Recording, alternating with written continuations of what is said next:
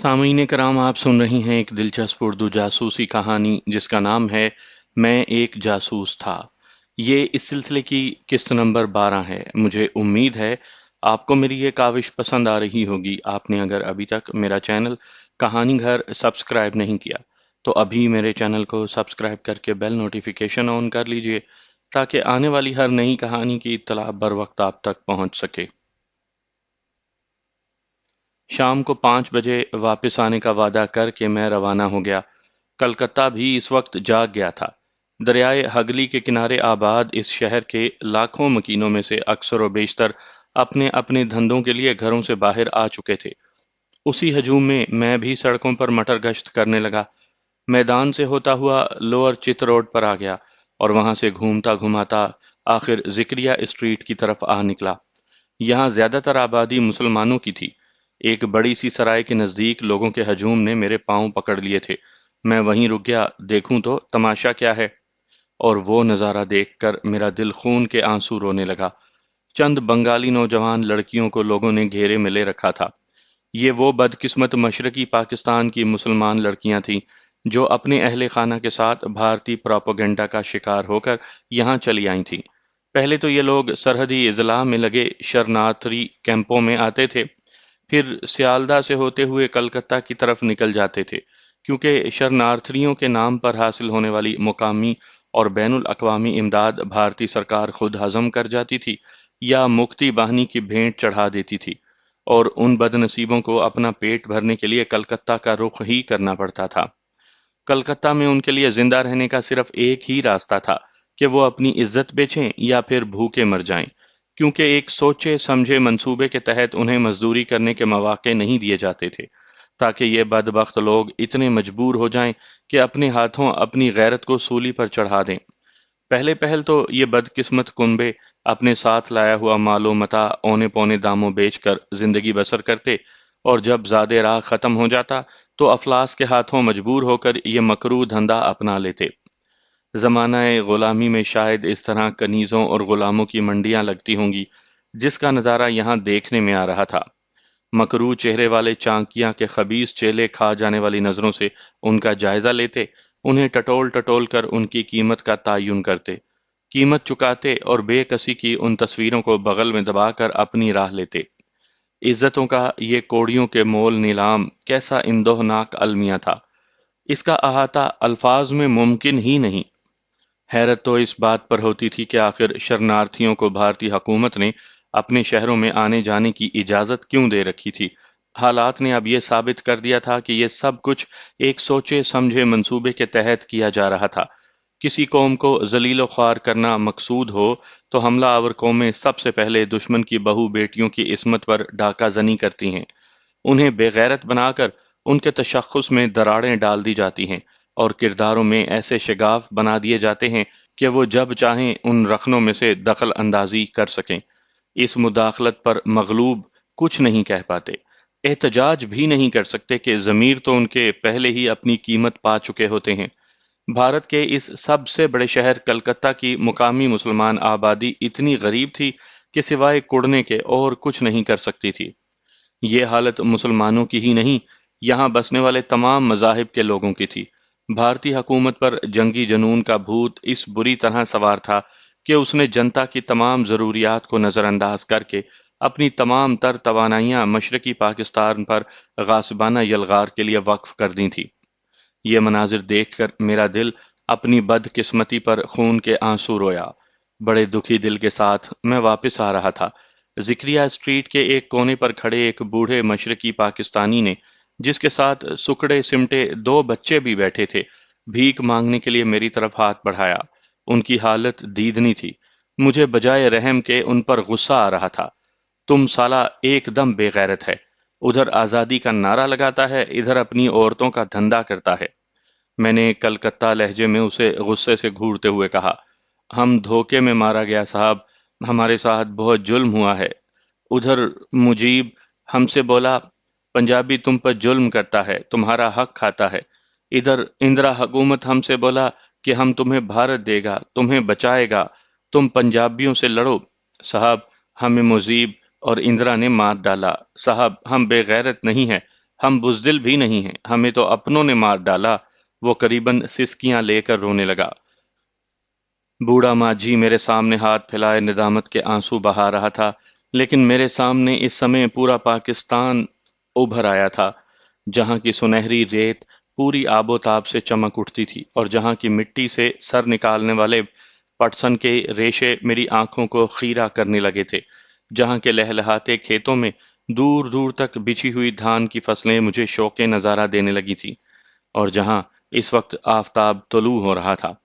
آہ، سنہری اور روح پہلی آفتابی کرنیں کس شوق سے دریاؤں پر حد نگاہ تک پھیلی ہوئی زمین پر سونا بکھیر رہی تھیں۔ خدایا، کیسا پیارا لگتا ہے یہ سنہرا دیس میرا! میرے ہونٹوں پر جب یہ فکرہ لرزنے لگا تو میری آنکھیں مانجھی سے دو چار ہو گئیں۔ اس کے ہاتھ بدستور میرا دل ٹٹولنے کی کوشش کر رہے تھے۔ میں بھی پھٹی پھٹی نظروں سے اس بوڑھے مانجھی کو دیکھ رہا تھا، جس کے ہاتھوں میں اب طوفان کا سینہ چیرنے کی سکت تھی، لیکن جسے بے دست و پا کر کے اس کے لیڈروں نے چانکیا کے خونخوار بھیڑیوں کے سامنے لا کر پھینک دیا تھا، اور وہ عفریتوں کی طرح ان سے لیٹے ان کا خون چوس کر اپنی ازلی پیاس بجھا رہے تھے۔ میری آنکھوں میں آنسو جل ملانے لگے، لیکن میں اتنا مجبور تھا کہ ان کے سامنے رو بھی نہ سکا، مبادا کوئی سی آئی ڈی والا میری اس حرکت سے مجھے مشتبہ نہ سمجھ لے۔ میں تو میں تو اپنے مشرقی پاکستان کے مانجھی سے یہ بھی نہ کہہ سکا، بدبختو اب بھی وقت ہے، اپنوں میں واپس پلٹ جاؤ، صرف وہیں تمہارے لیے امان ہے، ورنہ دنیا کا کوئی گوشہ تمہارے لیے محفوظ نہیں۔ اپنی ڈار سے بچھڑ جانے والی کونجیں کرگسوں کا شکار بن جایا کرتی ہیں۔ بس چپ چاپ جیب میں ہاتھ ڈالا اور 100 روپے کا نوٹ اس کی مٹھی میں تھما کر تیزی سے آگے بڑھ گیا۔ میں کچھ زیادہ ہی جذباتی ہو گیا تھا، اور یہ بات میرے پیشے کے اصولوں سے لگا نہیں کھاتی تھی۔ جلد ہی میں نے اپنے آپ پر قابو پا لیا اور گھر لوٹنے سے پہلے اپنے مقامی دوستوں سے رابطہ قائم کر کے انہیں اپنے ٹھکانے سے آگاہ بھی کر دیا اور ضروری ہدایات بھی حاصل کر لیں۔ لیکن جب چیتن کے ہاں پہنچا تو ایک کانٹا بدستور میرے دل میں پیوست تھا، اور وہ تھا مشرقی پاکستان کی بہنوں کی رحم طلب نگاہیں، میری بد نصیب بہنوں کی بد نصیب فریادیں۔ 5 بجے کے قریب ایک اور شخصیت کا نزول ہوا۔ یہ بسواس تھا، ان لوگوں کا مقامی لیڈر۔ بسواس نے بھی مسافہ کرنے میں خاصی گرم جوشی دکھائی تھی۔ پھر میرے دیکھتے ہی دیکھتے وہاں 5 6 اور نوجوان اکٹھے ہو گئے۔ یہ سب میری طرح انڈر ٹریننگ تھے۔ بسواس اور چیتن نے ہمیں قریباً 1 گھنٹہ تک کمیونزم پر لیکچر دیا۔ بادل نخواستہ مجھے بھی دوسروں کی طرح ان کی الٹی سیدھی سننی پڑی۔ ازاں بعد ہم نے سجاتا کی بنائی ہوئی چائے زہر مار کی۔ دوران لیکچر تو کسی کو آنکھ جھپکنے کی بھی اجازت نہیں، لیکن اس کے بعد کامریڈ سجاتا سے بےہودہ مذاق کرنے لگے تھے۔ بسواس چلا گیا تو اس کے بعد ایک ایک کر کے باقی لوگ بھی چلے گئے۔ میں اور اشوک شام ڈھلنے کے بعد سجاتا کی میت میں وہاں سے چلے آئے۔ سجاتا ہمیں کلکتہ کے تنگ و تاریک محلوں اور پرتافن گلیوں میں گھماتی بالآخر ایک بلڈنگ کے سامنے لے آئی، جس میں کم از کم 50 کنبے مقیم تھے۔ اسی کے ایک کونے میں ایک کمرہ ہمارے لیے بھی موجود تھا۔ میرے رویے نے اسے کچھ الجھن میں مبتلا کر دیا تھا، جس کا اظہار اس کی مختلف حرکات سے ہو رہا تھا۔ اشوک البتہ اسے خاصا انجوائے کر رہا تھا۔ ایک بات جو میں نے اب تک خاص طور سے نوٹ کی تھی وہ یہ کہ یہ لوگ زیادہ تر گنجان آباد علاقوں میں ٹھکانہ کرتے تھے، ورنہ عموماً سننے میں یہی آتا تھا کہ ایسی تنظیمیں اجاڑ اور ویران مقامات پر بسیرا رکھتی ہیں۔ میں نے ان لوگوں سے کہہ دیا تھا کہ میں یہاں ایک سیلز ایجنٹ کی حیثیت سے قیام کر رہا ہوں، اور اپنے اصولوں کے مطابق وہ لوگ کسی کی پرائیویٹ لائف میں دخل بھی نہیں دیتے تھے۔ سجاتا ہمیں اگلے روز کے پروگرام کے متعلق ضروری ہدایات دے کر چلی گئی۔ اشوک نے میرے ساتھ سفر کے دوران اس بات کا اندازہ لگا لیا تھا کہ پینے پلانے کے معاملے میں بالکل کنزرویٹو ہوں۔ شراب خانے پر وہ اسی لیے اکیلا ہی چلا گیا، جبکہ میں نے ڈھابے کا رخ کیا۔ وہاں سے میں جلد ہی واپس آ گیا اور آتے ہی سونے کی فکر کرنے لگا، لیکن نیند تھی کہ انقا ہو گئی۔ صبح جو کانٹا دل میں پیوست ہوا تھا اب وہ میرے سارے جسم کو اپنی گرفت میں لے چکا تھا۔ مشرقی پاکستان کی مکمل داستان میرے سامنے بکھری پڑی تھی، اور وہ کہانی میرے لاشعور سے زندہ پیر کی طرح انگڑائی لے کر بیدار ہونے لگی۔ اس تقدس مآب دھرتی سے ستمبر 1965 میں کرش انڈیا کا نعرہ ابھرا تھا۔ یہ سلوگن لے کر پورے پاکستان کے جوانوں، بچوں، بوڑھوں اور عورتوں نے بڑے بڑے جلوس نکالے تھے۔ انہوں نے اپنے قول ہی سے نہیں، عمل سے بھی یہ ثابت کر دیا تھا کہ وہ شہید تینو میر اور سراج الدولہ کے جانشین ہیں۔ فرسٹ بنگال ٹائیگر نے اپنے جسموں کی آہنی دیواریں بھارتی سورماؤں کے سامنے چن دی تھی۔ وہ عمل و عزم کی ایسی ناقابل تسخیر دیوار بن گئے تھے جس سے سر پٹخ پٹخ کر چانکیا کے خونخوار چیلوں کے زہریلے عزم تڑک گئے تھے۔ مجھے وہ بوڑھی عورت یاد آ گئی جو بھارت وال کے لیے بھیسور کی سرحد پر مورچہ زن اللہ کے شیروں کے پاس آئی تھی۔ اس نے سسکیاں لے کر بتایا کہ اس کے بچے صبح سے بھوکے ہیں۔ شام کو بوڑھا چاول لایا تو انہوں نے کھانا کھانے سے انکار کر دیا کہ پہلا حق ہمارے مال اور جان پر ہمارے جیالوں کا ہے۔ آج اسی بوڑھی ماں کے بچے جنہوں نے بھوکے ہوتے ہوئے بھی اپنے فوجیوں کے لیے کھانے سے انکار کر دیا تھا، ان کے خون کے پیاسے ہو رہے تھے۔ ان کی آنکھوں سے مکار ہندو نے محبت کی شبنم کو نچوڑ کر وہاں نفرت کی چنگاریاں بھر دی تھیں۔ الہی، اتنی بڑی اور زبردست تبدیلی کیسے آ گئی؟ کس نے سیدھے سادھے مانجھیوں کو اپنے بھائیوں کے خون کا پیاسا کر دیا؟ دو بھائیوں کے بیچ کرود کی مضبوط دیوار کس نے چن دی؟ کس نے کپاس کا سونا پیدا کرنے والے کسان کے ہاتھوں سے تخلیق کی قوت چھین کر اسے فنا کے زہریلے ترشول تھما دیے؟ سیالدہ سے ورگلا کر اجاڑے گئے پاکستانیوں کے قافلے اب جھوٹی امیدوں کے سہارے کلکتہ پہنچے تو ان کا استقبال منوجی کے صدیوں سے تربیت یافتہ بھیڑیے کرتے۔ پہلے ہی حلے میں وہ ان کی شہ رگ سے سارا خون پی کر انہیں ہڈیوں کا ڈھانچہ بنا کر پھینک دیتے۔ پھر کالی کے پجاریوں کا خونی رقص شروع ہو جاتا اور وہ بد نصیب نہ چاہتے ہوئے بھی اس کے خونی جبڑے کا شکار ہو جاتے۔ ان کی عصمتیں خاک میں مل جاتی تھیں، تاریخ خود کو دہرانے لگتی اور تقسیم کے واقعات دوبارہ زندہ ہونے لگتے۔ صبح اٹھ کر میں نے اشوک سے اجازت لی اور ایک قریبی مارکیٹ کا رخ کیا۔ دوپہر تک جب میں واپس آیا تو میرے پاس اچھا خاصا آرڈر پرکاش کے لیے موجود تھا اور اگلے مشن سے متعلق ہدایات بھی مل چکی تھیں۔ حسب حکم قریباً 3 بجے چیتن کے گھر جا کر بسواس کا لیکچر ہضم کرنا پڑا۔ وہیں سے ہم لوگ دو دو کی ٹولیوں میں ایک تفریح گاہ میں پہنچے۔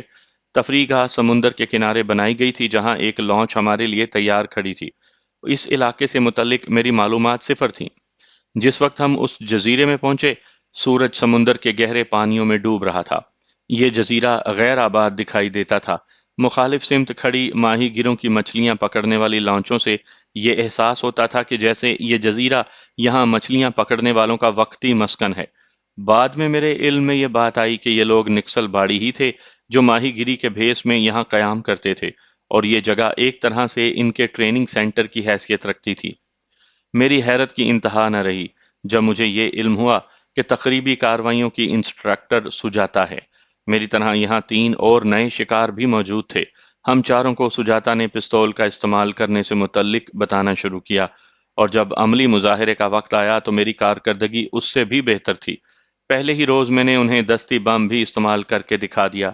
ان باتوں کا تذکرہ میں اشوک سے لدھیانہ میں کر چکا تھا اور ان لوگوں کو بھی یہ بتا چکا تھا کہ میں نے یہ سب کچھ ماضی میں اسمگلروں کے ایک گروہ سے وابستہ رہ کر سیکھا تھا، اور بوقت ضرورت میں اس سے بھی بہتر کارکردگی کا مظاہرہ کر سکوں گا۔ پہلے ہی روز کی کارکردگی نے ان لوگوں کو میری پوشیدہ صلاحیتوں کا قائل کر دیا، اور بسواس کے حکم پر مجھے باقاعدہ انقلابی تسلیم کر لیا گیا۔ کافی دیر گئے تک ہماری ٹریننگ ہوتی رہی۔ ہمیں جھپٹ کر حملہ کرنے اور بھاگنے سے متعلق بسواس نے خود تربیت دی۔ وہ ایک منجا ہوا کمانڈو دکھائی دیتا تھا، اور یہ صاف نظر آتا تھا کہ اس کی تربیت کسی خاص غیر ملکی ایجنسی نے کی ہے۔ وہاں موجود اسلحے کا تعلق بھی ایک خاص ملک سے تھا جو بظاہر تو حکومت بھارت کا یار غار تھا، لیکن اندر جانے اس کی جڑیں کاٹنے میں مصروف تھا۔ قریباً آدھی رات کے بعد ہماری تربیت مکمل ہوئی۔ ہمارے سونے کا بندوبست بھی اسی جزیرے میں کیا گیا تھا۔ صبح ناشتے کے بعد ماہی گیروں کے بھیس میں مختلف ٹولیوں کی شکل میں ہمیں اسی طرح واپس لایا گیا جس طرح ہمیں وہاں پہنچایا گیا تھا۔ ساحل سمندر سے ہی ہم ایک دوسرے سے علیحدہ ہو کر اپنے اپنے ٹھکانوں پر پہنچے تھے۔ اشوک پرانا کارکن ہونے کی وجہ سے خاصا محتاط ہو چکا تھا اور مجھ سے صرف مطلب کی گفتگو ہی کیا کرتا تھا۔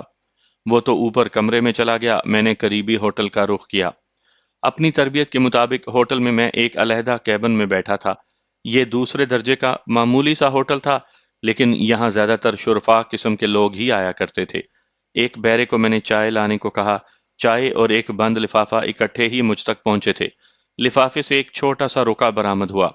یہ میرے دوستوں کی طرف سے میرے لیے نیا حکم تھا جس کی تعمیل مجھے آج ہی کرنی تھی۔ میں نے تمام مقامات اور ہدایات کو ذہن نشین کیا اور کاغذ کو لفافے سمیت تلف کر دیا۔ واپس اپنے کمرے میں پہنچ کر میں نے اشوک سے کہا کہ ایک واقف کار اچانک مل گیا ہے۔ اگر میں نے آج رات اس کے پاس قیام کرنے کی دعوت مسترد کر دی تو وہ خواہ شک میں پڑ جائے گا، اس لیے آج مجھے چھٹی پر ہی سمجھا جائے۔ اشوک نے حسب توقع مجھ سے یہ نہیں پوچھا کہ میں رات کہاں قیام کروں گا۔ وہ خود پنجابی تھا اور اسے علم تھا کہ بہت بڑی تعداد میں پنجابی کلکتہ میں مختلف مقامات پر روزگار پر لگے ہوئے ہیں، اور دوسرے صوبوں میں ایک واقف کار پنجابی کا دوسرے سے مل جانا اس کے لیے بہت اہمیت رکھتا ہے۔ اگلے روز صبح ملاقات کا وعدہ کر کے میں وہاں سے روانہ ہو گیا۔ جانے سے قبل میں نے پرکاش کے نام یہاں سے موصول شدہ آرڈر اور حالات لکھ کر خط پوسٹ کر دیا تھا، جس میں اسے کہہ دیا تھا کہ مال بذریعہ بلٹی بھجوا دے۔ میں مقامی مارکیٹ میں دے کر پیسے وصول کر لوں گا اور واپس آ جاؤں گا۔ مجھے معلوم تھا کہ اس عمل میں کم از کم 10-15 دن لگیں گے اور اتنے عرصے کی مہلت ہی مجھے درکار تھی۔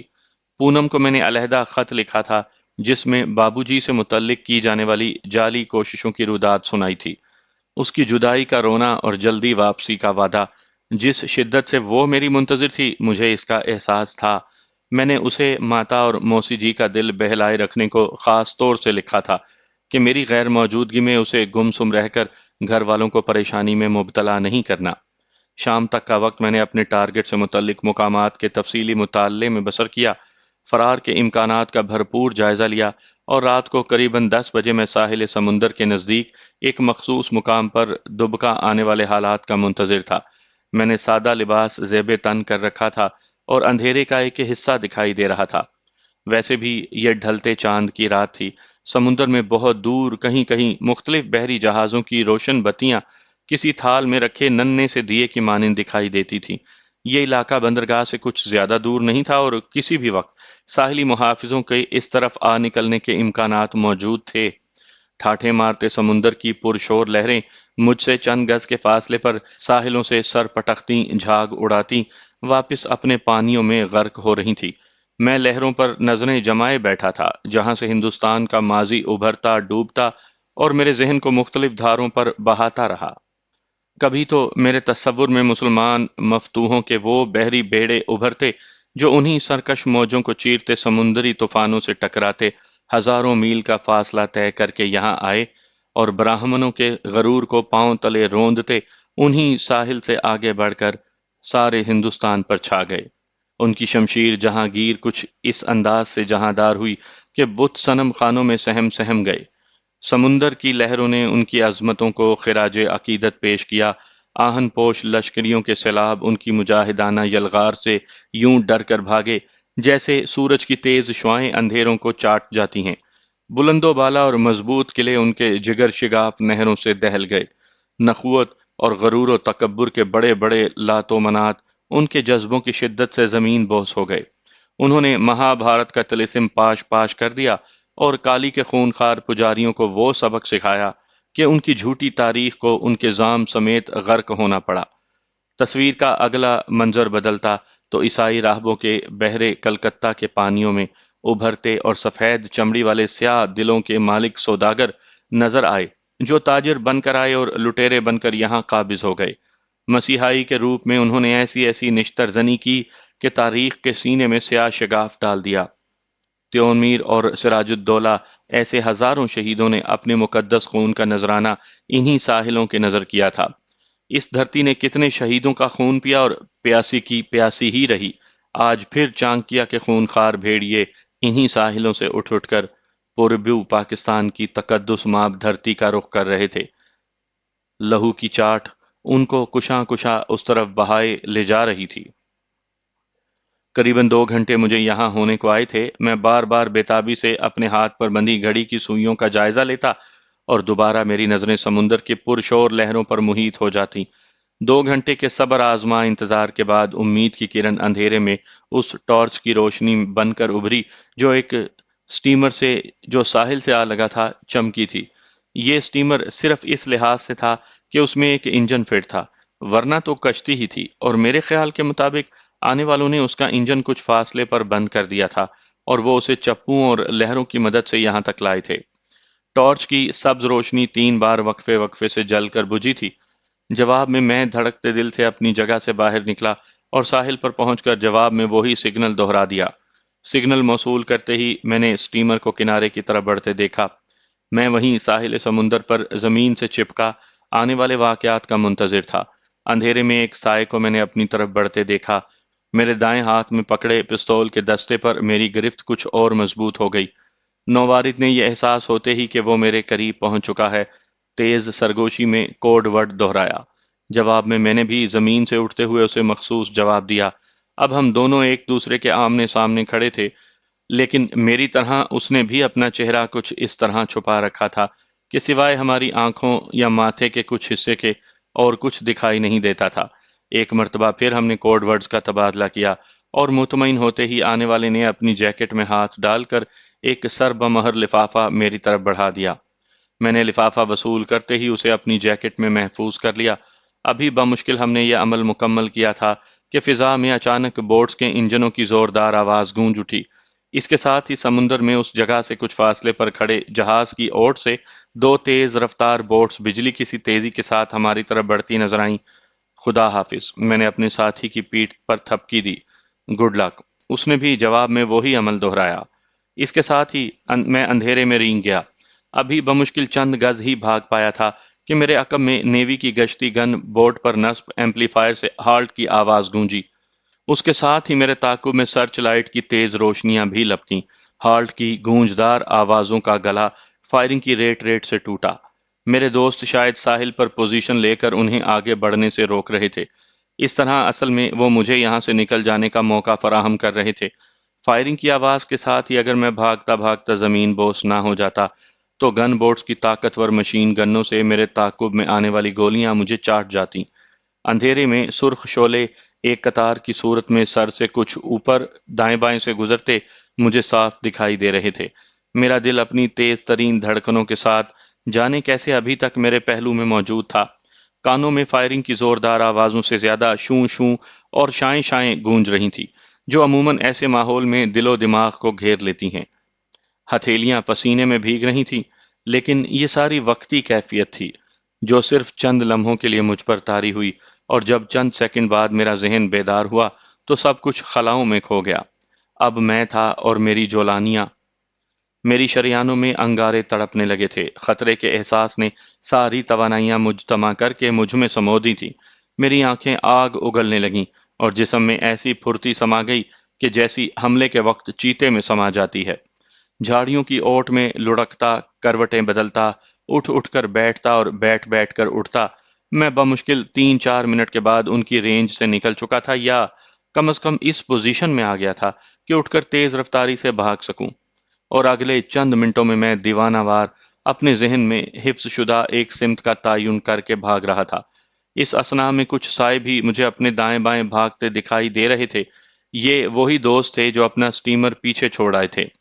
میری سماعت بھاگتے بھاگتے ایک زوردار دھماکے کی آواز سے لرزی اور میں لڑکنیاں کھا کر گر پڑا۔ یہ اس ٹائم بم کا کرشمہ تھا جو میرے ہمراہیوں نے اپنے سٹیمر میں نصب کر رکھا تھا۔ ایسے ٹائم بم گھیرے میں آ جانے کی صورت میں اسمگلر اپنی لانچوں اور سٹیمر سے بھاگتے بھاگتے ان میں نصب کر دیا کرتے ہیں تاکہ بحریہ یا پولیس کو ان کے خلاف کوئی شواہد ہاتھ نہ آ سکیں۔ ان لمحوں میں جب کوئی اچانک گھیرے میں آ جائے، عموماً ہاتھ پیر پھول جاتے ہیں اور ہر شخص سوائے اپنی جان بچانے کے اور کسی بات کی فکر نہیں کرتا۔ ایسے حالات میں اپنے حواس قائم رکھنا اور بم نصب کرنا جان جوکھوں کا کام ہے، لیکن ایسے جاں بازی کے مظاہرے کلکتہ کے ساحلوں پر سمگلروں کے ہاتھوں انجام پا جاتے تھے، جبکہ میرے ساتھی بہرحال ان سے تو افضل تھے۔ میں سنبھل کر اٹھا اور دوبارہ اسی سمت میں بھاگنے لگا۔ زوردار دھماکے کی آواز نے مشین گنوں کی چیخم دھاڑ تھوڑی دیر کے لیے خاموش کر دی تھی۔ اس مرتبہ جب دوبارہ انہوں نے چلانا شروع کیا تو ان کی آواز میں وہ پہلے والا غیظ و غضب نہ تھا۔ مدھم پڑھتے پڑھتے قریباً 10 منٹ کے بعد ہی ان پر سختہ طاری ہو گیا، لیکن میری رفتار میں ابھی کوئی فرق نہیں آیا تھا۔ میں اسی تیزی سے دوڑ رہا تھا جس سے میں نے سٹارٹ لیا تھا۔ قریباً 20 منٹ تک دوڑنے کے بعد میرا جسم پسینے میں بھیگ گیا اور میں بری طرح ہانپنے لگا۔ تحفظ کا احساس ہوتے ہی میں نے اپنی رفتار کم کر دی، لیکن رکا نہیں۔ میں نے اب بھاگنے کے بجائے چلنا شروع کر دیا تھا، اور اس سڑک تک آ پہنچا تھا جو شہر کی طرف جا رہی تھی۔ قریباً 5 منٹ کے بعد میری بے قابو سانسیں سکون آشنا ہوئیں۔ سڑک کے کنارے سے ہٹ کر میں اپنی منزل کی طرف رواں دواں تھا۔ اس پوائنٹ پر پہنچ کر جو میرا مقصود تھا، میں نے اس لفافے کو ڈیڈ ڈراپ کر دیا۔ امانت کو محفوظ طریقے سے منتقل کر دینے کے بعد میں خود کو خاصا ہلکا پھلکا محسوس کر رہا تھا۔ کلکتہ دن کو سوتا اور رات کو جاگتا ہے۔ اس سنے سنائے فکرے کی آج عملی تفسیر دیکھنے کو ملی۔ حالانکہ وہ سڑک جس سے میں گزر رہا تھا اتنی اہمیت کی حامل نہیں تھی، پھر بھی ہر 8ویں 10ویں منٹ کے بعد کوئی نہ کوئی سواری اس پر سے گزر رہی تھی۔ ان میں زیادہ تر وہی لوگ تھے جو سر شام ہی ساحلی علاقوں میں بنی کلب نما تفریح گاہوں کا رخ کرتے اور رات کو دوسرے پہر جب شراب اور شباب کی تباہ کاریوں سے نڈھال ہو جاتے تو اپنی اپنی کمین گاہوں کو واپس پلٹتے تھے۔ ان میں زیادہ تعداد بدکماش اور اسمگلر ٹائپ لوگوں کی ہوتی تھی۔ مجھے پیدل چلتے اب 1.5 2 گھنٹے ہونے کو آئے تھے اور شہر ابھی خاصا دور تھا۔ اب سڑکوں پر پیدل لوگ بھی ٹکرانے لگے تھے کیونکہ میں اس علاقے میں داخل ہو چکا تھا جہاں عموماً ملاحوں کے لیے شراب خانے بنے ہوئے تھے۔ ایک بار کے سامنے جا کر میں ٹھہر گیا۔ باہر لٹکے نیون سائن سے یہی دکھائی دیتا تھا کہ کوئی شریفانہ قسم کی بار ہے، لیکن اندر گھستے ہی اپنی عقل پر ماتم کرنے کو جی چاہا۔ میں یہاں محض اس لیے آ گیا تھا کہ چند منٹ کے بعد جب باہر نکلوں تو میرے پاس پوچھ گچھ کا جواز موجود ہوگا، لیکن اب لینے کے دینے پڑ گئے تھے۔ یہ بار کسی دادا کی زد میں آئی ہوئی تھی اور اس کے گرگے مختلف کونوں میں ڈیرے جمائے بیٹھے تھے۔ قریباً ہر دوسری میز پر جوا ہو رہا تھا۔ میں اندر داخل ہوتے ہی کچھ پریشان سا ہو گیا اور چاروں طرف خواہ مخواہ چور نظروں سے دیکھنے لگا۔ داخلے سے پہلے میں نے اپنی وضاحت مقامی لفنگوں جیسی بنا لی تھی۔ میرا گریبان سامنے سے کھلا تھا اور گلے میں ایک سرخ رنگ کا رومال بندھا تھا۔ ایسے حلیے میں ہی ایسی جگہوں پر جایا جاتا ہے، لیکن یہاں ایک بھول مجھ سے ہو گئی جو میرا ذہن اس بات کی طرف نہ گیا کہ اس بار میں مقامی دادا کا عمل دخل بھی ہو سکتا ہے، جس کے لیے میں یقیناً اجنبی تھا، اور کسی اجنبی گرگے کا کسی مقامی دادا کی حدود میں گھس آنا ایسی خطرناک سرحدی خلاف ورزی تھی جس کا تصور بھی نہیں کیا جا سکتا۔ ابے، کیا دیکھتا ہے؟ میری گدی پر پڑنے والے زوردار ہاتھ نے میری توجہ اپنی طرف مبذول کرواتے ہوئے پوچھا۔ کچھ نہیں، پردیسی آدمی ہے، ادھر سالہ ایسے ہی آ گیا، میں نے اپنی خفت مٹاتے اور قریباً ڈرتے ہوئے اس موٹے تازے کریح الشکل شخص سے کہا جو میرا مخاطب تھا۔ کیا بکتا ہے؟ دادا کو گالی دیا ہے سالہ؟ شراب کے نشے سے دھت ایک غنڈے نے لڑکھڑاتے ہوئے میری طرف بڑھنا شروع کیا۔ اب پانی سر سے اوپر ہو چکا تھا کیونکہ آنے والے کے ہاتھ میں وہ مخصوص چابک نظر آ رہا تھا جو مقامی بدماشوں کا ترائے امتیاز ہے۔ جیسے ہی وہ میرے قریب چابک لہراتا ہوا پہنچا، میری دائیں ٹانگ اوپر اٹھی، کچھ تو اس کی ڈگمگاہٹ اور اوپر سے میری زوردار لات جس نے کن پٹی پر لگتے ہی اس کے 14 طبق روشن کر دیے اور وہ چابک سمیت الٹ کر پیچھے جا گرا۔ بار میں موجود باقی لوگ اس دوران سانس روکے ہم پر ٹک ٹکی جمائے بیٹھے رہے۔ اس کے گرتے ہی کلکتہ کے بدماشوں کے پاس موجود ایک خاص وضاحت کے چاقو کی کڑکڑاہٹ گونجی اور دوسرے ہی لمحے کونے والی میزوں سے 2 غنڈے اٹھ کر خطرناک ارادے سے میری سمت بڑھنے لگے۔ معاملہ 2 ہی غنڈوں کا ہوتا تو میرے لیے کوئی بات نہیں تھی، لیکن یہاں تو قدم قدم پر خطرات موجود تھے۔ میں نے پھرتی سے پستول نکالتے ہوئے انہیں للکارا۔ آگے بڑھتے ہوئے قدم وہیں رک گئے۔ اپنے پہلو میں کھڑے موٹے کو میں نے بے خبری میں اتنی زوردار لات رسید کی کہ وہ لڑکھڑاتا ہوا سامنے رکھی میز سے ٹکرا گیا۔ اس اثنا میں میں دروازے کے قریب پہنچ چکا تھا۔ میں نے ایک فائر بڑے سے بلب پر کیا اور مین سوئچ آف کر کے پھرتی سے باہر نکل گیا۔ میرے پیچھے چیخ و پکار کی آوازیں سنائی دے رہی تھیں۔ میرا رخ بار کے ایک کونے میں کھڑی ٹیکسی کی طرف تھا جس کے دروازے سے ٹیک لگائے ایک مریل سا ڈرائیور کسی سواری کا منتظر تھا۔ بنگلہ باسی، میں نے اس کے قریب پہنچتے ہی کہا۔ ادھر نہیں جانے کا صاحب، اس نے بڑی نخوت سے جواب دیا۔ کیا بکتا، چلو۔ میں نے پستول اس کی طرف لہراتے ہوئے اسے 2 4 گالیاں بک دیں۔ چلے گا صاحب، چلے گا، اس نے خوف سے تھر تھراتے ہوئے جواب دیا۔ دوسرے ہی لمحے ہم دونوں اندر تھے۔ خیریت گزری، گاڑی کا انجن ٹھیک ٹھاک تھا اور پہلے ہی اگنیشن پر سٹارٹ ہو گئی۔ جس وقت ڈرائیور نے گیئر بدلا تو بار کے دروازے سے ایک طوفان بدتمیزی زوردار آواز میں گالیاں دیتا نمودار ہوا۔ خوش قسمتی سے وہاں کوئی سواری نہیں تھی، ورنہ مجھے یوں بچ کر کوئی نہ جانے دیتا۔ تیز چلو تیز، میں پچھلی سیٹ سے ڈرائیور کو دھمکاتا رہا۔ وہ پوری رفتار سے ٹیکسی بھگا رہا تھا۔ پولیس کی کسی گشتی جیپ سے ٹکراؤ کا کسی وقت بھی امکان تھا۔ غنڈوں کے تعاقب کا خطرہ بھی موجود تھا۔ ایک آبادی کے نزدیک پہنچ کر میں نے ٹیکسی روکنے کا حکم دیا۔ اس کی توقع سے بڑھ کر نوٹ اس کی طرف پھینکے اور اسے فوراً ٹیکسی وہاں سے بھگا لے جانے کو کہا۔ ڈرائیور کبھی تو نوٹوں کی طرف دیکھتا تھا، کبھی حیرانگی سے میری طرف۔ اسے مجھ سے ایسے سلوک کی توقع ہرگز نہ تھی۔ شکریہ صاحب کہہ کر اس نے ٹیکسی بھگا دی۔ میں بجائے آبادی میں گھسنے کے اس کی مخالف سمت میں چلنے لگا۔ رات گزارنا میرے لیے مسئلہ بنتا جا رہا تھا۔ پولیس کی نظروں سے چھپ چھپا کر کسی نہ کسی طرح میں نے وہ رات بسر کی اور دوپہر کے نزدیک اپنے شریفانہ حلیے میں واپس اپنی رہائش گاہ پر پہنچ گیا۔ دروازہ کھلا تھا، لیکن اشوک کے بجائے یہاں ایک اور شکل نے میرا استقبال کیا۔ یہ تھی سجاتا۔ کہاں رہ گئے تھے؟ اس نے چھٹتے ہی پوچھا۔ اس بات کا جواب دینا کیا ضروری ہے؟ میں نے اسی لہجے میں جواب دیا۔ ہاں، اور اس لیے کہ ہم اپنے کامریڈ کے متعلق جاننے کا حق رکھتے ہیں۔ میرا خیال ہے ابھی تک کسی نے مجھے پرائیویٹ لائف کے متعلق بھی روزنامچہ درج کروانے کو نہیں کہا۔ مسٹر پرکاش، آپ ڈسپلن کی خلاف ورزی کر رہی ہیں۔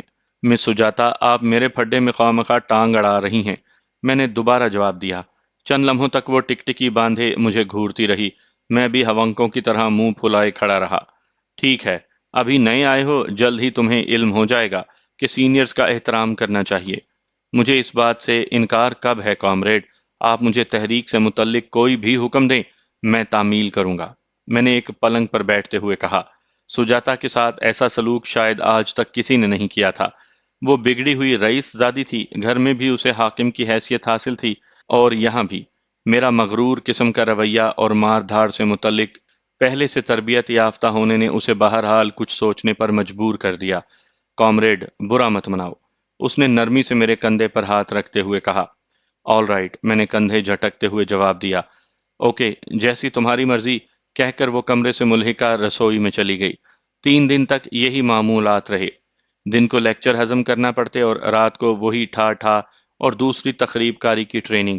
مارشل آرٹ سے اپنی غیر معمولی دلچسپی کا اظہار میں نے ان کے سامنے پہلی ملاقات ہی میں کر دیا تھا، اور دوران تربیت ان کے کہنے پر 3-4 مرتبہ اس کا عملی مظاہرہ بھی کیا تھا۔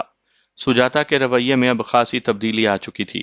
میں نے اس کی نظروں میں اپنے لیے احترام اور محبت کے ملے جلے جذبات معجزن دیکھے تھے۔ وہ دوسروں کو تو اسی لہجے میں مخاطب کرتی تھی جس کی وہ عادی تھی، لیکن میرے ساتھ گفتگو کرتے وقت وہ سنجیدہ ہو جاتی تھی۔ اگرچہ میرے مقامی دوستوں نے مطلع کر دیا تھا کہ جو کانٹا میرے سینے میں پیوست ہے اس سے نجات کی ایک ہی صورت ہے، وہ یہ کہ جیسے تیسے بھی ہو شیام بنیر جی کا پتہ کاٹ دیا جائے، تو پھر مریض کے زخم کسی حد تک مندمل ہو سکیں گے۔ شیام بنیر جی کلکتہ کے مقامی دلالوں کا سب سے بڑا خریدار تھا۔ مشرقی پاکستان سے اغوا شدہ بدقسمت لڑکیوں کا سب سے بڑا بیوپاری۔ وہ کلکتہ کے اسٹاک ایکسچینج کا پریزیڈنٹ بھی تھا اور مہا سبھائی گنڈوں کا مقامی سربراہ بھی۔ وہ بھارتی حکام کی مدد سے کوڑیوں کے مول اس مال کا سودا کرتا اور پھر ان بدبخت لڑکیوں کو بڑے منظم طریقے سے مشرق وسطی کی منڈیوں میں فروخت کرتا۔ اس کام میں مہا سبھائی گنڈے اپنے سربراہ کا پورا ساتھ دیتے اور وہ مکتی باہنی سے مل کر اس کاروبار میں معقول منافع کما رہا تھا۔ اس طرح حاصل شدہ آمدنی کا آدھا حصہ مشرقی پاکستان کی تخریبی کارروائیاں سر انجام دینے والوں کو دے کر وہ حکومت کا قرب بھی حاصل کر چکا تھا۔ دولت اور عزت حاصل کر کے اس نے حکومتی ایوانوں میں اچھی خاصی واقفیت حاصل کر لی تھی، جس سے کئی پولیس والے اس کا پانی بھرنے لگے تھے اور وہ خود بھی انٹیلیجنس کا ٹاؤٹ بن گیا۔ اب اس تک رسائی کیسے، یہ فکر دن رات مجھے پریشان کرنے لگی تھی، اور راستہ مجھے کوئی نہیں دکھائی دیتا تھا۔ میرے اندر شیام بنیر جی کے خلاف نفرت کا جو لاوا کھول رہا تھا، اگر وہ جلد نہ پھٹ جاتا تو ایسے زہر باد کی صورت اختیار کر لیتا جس کے ہاتھوں میری روحانی موت واقع ہو جاتی۔ میں محمد بن قاسم نہیں تھا کہ اس کی طرح کسی مسلمان خاتون کی پکار پر لبیک کہہ سکتا۔ زندگی نے نہ اتنے وسائل دیے اور نہ ہی وہ منصب سرفراز کیا، لیکن میرے لاشعور میں ابھی وہ مجاہد زندہ تھا۔ میں نے اپنی آنکھوں سے اپنے پاکستان کی بہو بیٹیوں کو اس درندے کے ہاتھوں نامراد ہوتے دیکھا تھا۔ میں یہ سب کچھ لاکھ مصلحت کوش ہونے کے باوجود کیسے برداشت کرتا؟ قریباً 1 ہفتے کی ٹریننگ کے بعد ہمیں مشن سونپ دیا گیا۔ پہلا مشن نئے کامریڈ خود اپنے لیے منتخب کرتے تھے اور حال ہی میں پھنسنے والے دوستوں کا چونکہ میں ہی گروپ لیڈر تھا، اس لیے کرا میرے نام پڑا۔ ان لوگوں کا طریقہ کار یہ تھا کہ وہ نئے تربیت یافتہ کامریڈ سے انقلاب دشمن شخصیت کا انتخاب کرواتے اور اس شخصیت پر کونسل میں باقاعدہ بحث کی جاتی تھی۔ زیادہ تر اسی بات کا جائزہ لیا جاتا کہ یہ انتخاب کہیں ذاتی مخالفت کا شاخسانہ تو نہیں۔ اور ابھی میں ناشتے سے فارغ ہوا ہی تھا کہ سجاتا ہمارے کمرے میں آ گئی۔ اس کے ہاتھوں میں کاغذوں کا ایک پلندہ تھا۔ وہ آتے ہی کہنے لگی، پرکاش، لو، اب آپ کے فائنل امتحان کا وقت بھی آ گیا۔ امتحان میرا کلکتہ میں ہوگا یا ڈھاکہ میں؟ میں نے اس کی آنکھوں میں جواب تلاش کرنے لگا تو وہ بولی، یہ لو، ان کاغذات پر 3 شخصیتوں کے نام درج ہیں۔ کونسل سے میں اجازت لے آئی ہوں۔ اب آپ بتائیں کہ ان میں سے کس شخصیت کو آپ اپنے لیے منتخب کرتے ہیں؟ میں نے کاغذات اس کے ہاتھ سے لے لیے۔ اس میں 3 نام درج تھے اور ہر ایک کے کوائف بھی اس کے ساتھ ہی قلم بند کیے گئے تھے۔ پہلا نام چٹرجی کا تھا، دوسرا سبھاش بابو اور تیسرا شیام بنیر جی۔ میں نے اسی نام پر انگلی رکھ دی۔ وہ حیران ہو کر مجھے ٹٹولنے لگی، لیکن اس کے بارے میں یہ دلیل کافی تھی کہ وہ انٹیلیجنس کا ٹاؤٹ ہے اور پولیس والوں سے ساز باز کر کے اس نے نکسل باڑیوں کو مسلسل جانی اور مالی نقصان پہنچائے ہیں۔ سجاتا میرے انتخاب پر مسکرائی، فکر نہ کرو، اس مہم میں میں بھی تمہارے ساتھ رہوں گی۔ اس نے نظریں مجھ سے ملانے کی کوشش کی، لیکن میں سوچنے لگا تھا کہ ایک آدھ موذی کے مر جانے سے مہا سبھائیوں کا کچھ نقصان تو نہیں ہوگا۔ البتہ پوربو پاکستان کی بچیوں کی قیمت کا سودا کرنے والے کو سزا دے کر یقیناً میں اس درد کا مداوع کر سکوں گا جو میرے لیے سہانے روح بنا ہوا ہے۔ اب میں وقت اور دن کا انتظار کرنے لگا۔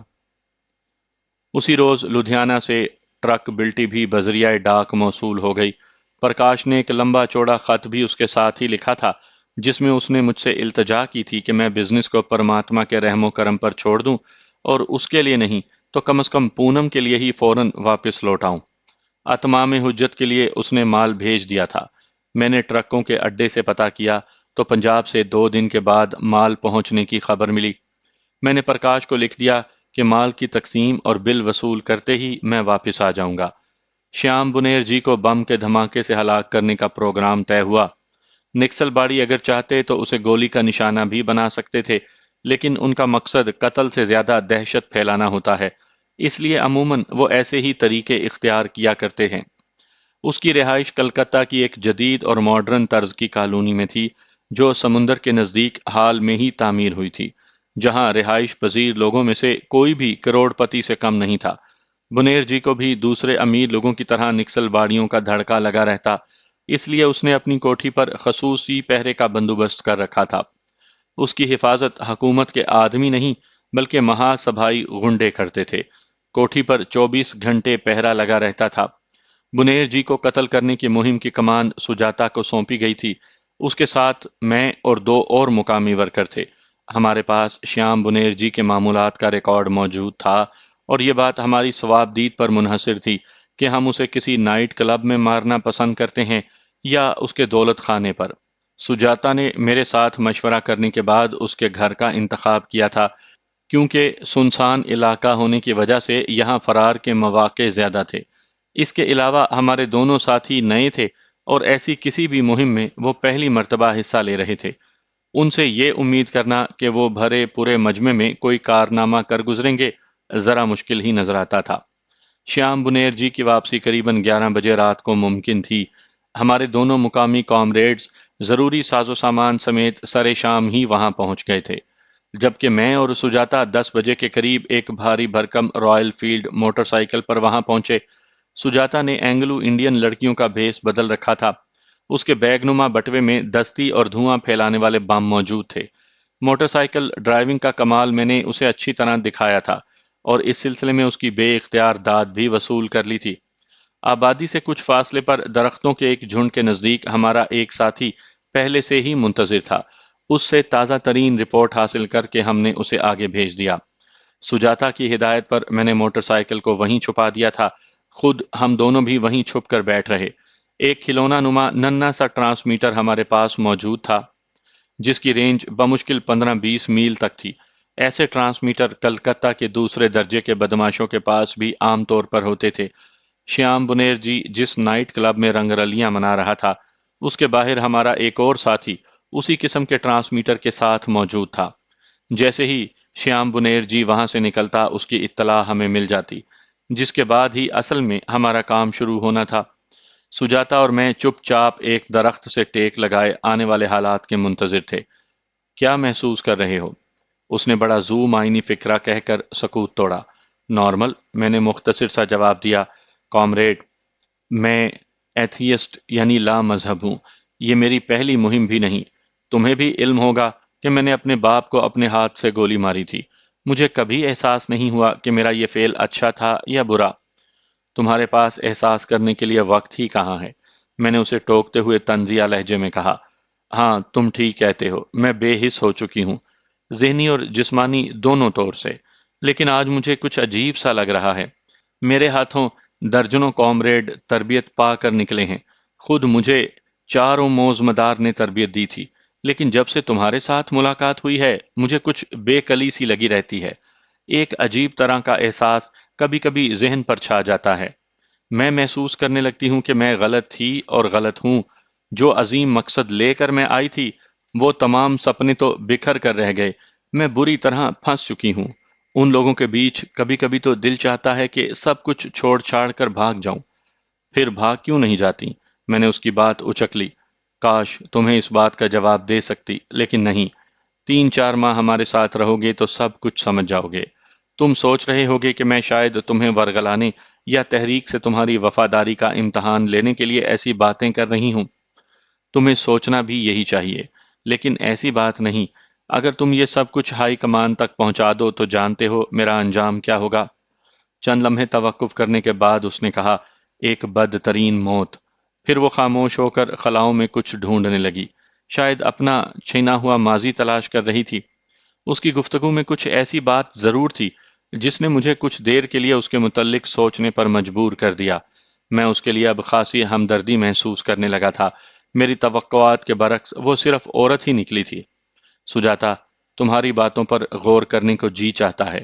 یہ بھی ممکن ہے کہ جس طرح ڈرامائی انداز میں نے اس تحریک کو اپنایا ہے، اسی طرح کسی روز چھوڑ کر چلا جاؤں۔